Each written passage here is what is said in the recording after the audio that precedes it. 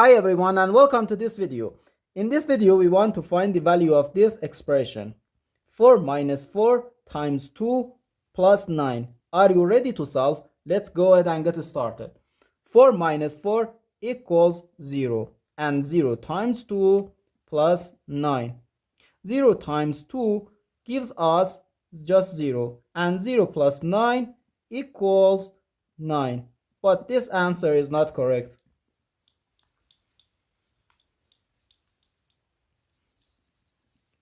Because according to the order of operations, multiplication has higher priority than subtraction and addition.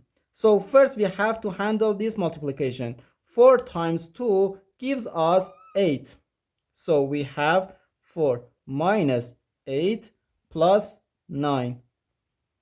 No, as we know, addition and subtraction have equal priority and we have to work from left to right. So first this subtraction 4 minus 8 gives us negative 4 and negative 4 plus 9.